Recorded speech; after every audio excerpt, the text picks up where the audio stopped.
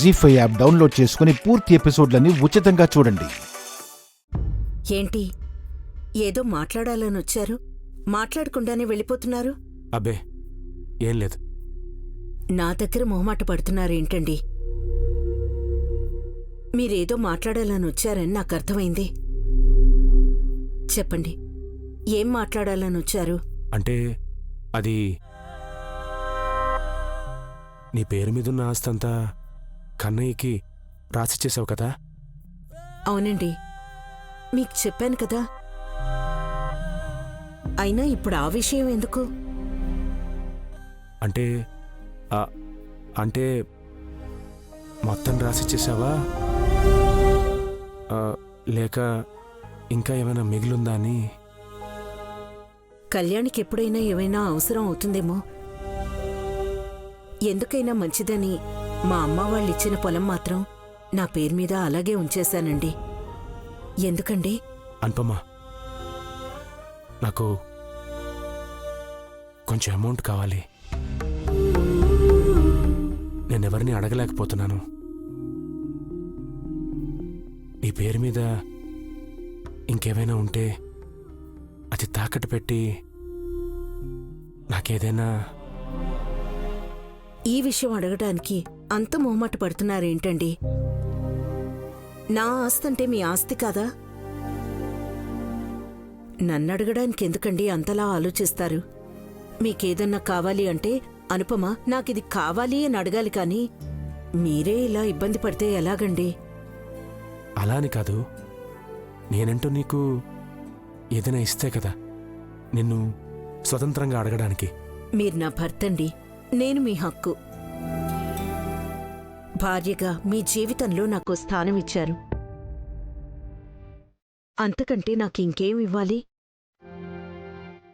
మీరేమడిగినా కాదనకుండా చేయడానికేనండి నేనున్నది.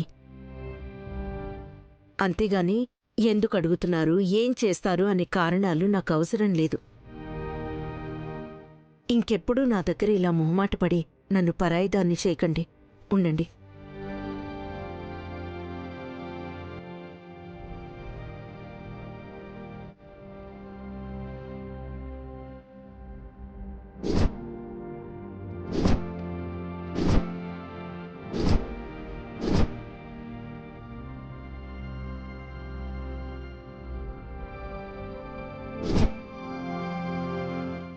ఇవిగోండి పొలం కాగితాలు. తీసుకెళ్లి తాకట్టు పెడతారు, అమ్మేస్తారు, మీ ఇష్టం.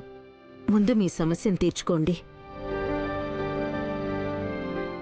అనుపమా, నువ్వు కళ్యాణి నీ ప్రేమతో మీరెప్పుడూ గొప్పవాళ్ళగానే మిగిలిపోతున్నారు. మీ మీద నాకు ప్రేమున్నా అది చూపించలేక నేనెప్పటికీ ఇలాగే ఉండిపోతున్నాను. చచ, ఏంటండి ఆ మాటలు? మీరెప్పుడూ గొప్పవాళ్లే. పరిస్థితులు మిమ్మల్ని మాకు దూరం చేశాయి కానీ మా మనసులో మాత్రం మీరెప్పుడూ ఉన్నారు. అసలు మీరు లేకపోతే మేమెక్కడున్నామండి?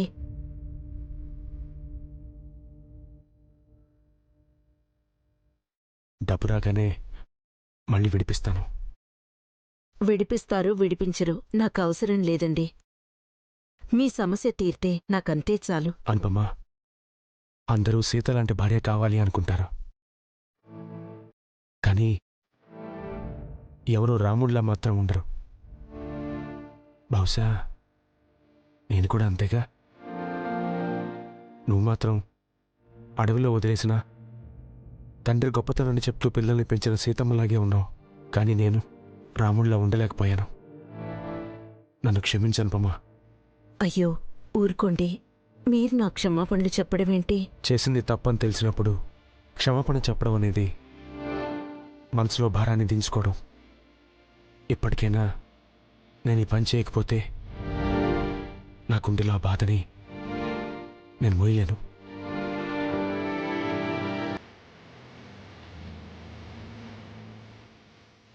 ఆఫీసర్, ఒక్క నిమిషం.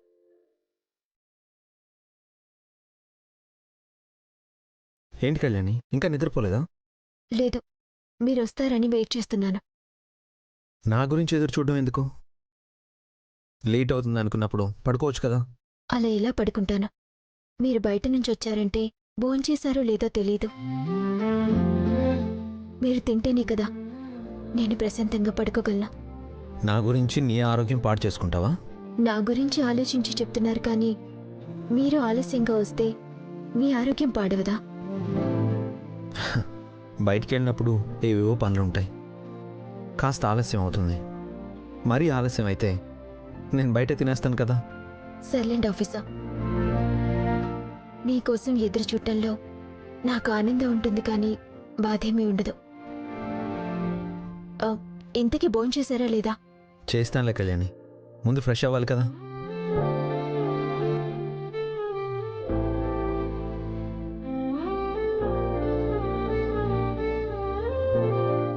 కళ్యాణి, ఏంటి అలా ఉన్నావు? మధ్యాహ్నం ఏదో విషయం తెలుస్తుందని స్టూడియోకి తీసుకెళ్ళావు. అక్కడి నుంచి వచ్చిన దగ్గర నుంచి మనిషి అదోలా ఉన్నావు. ఏంటి అంటే చెప్పు. అదేం లేదు ఆఫీసర్,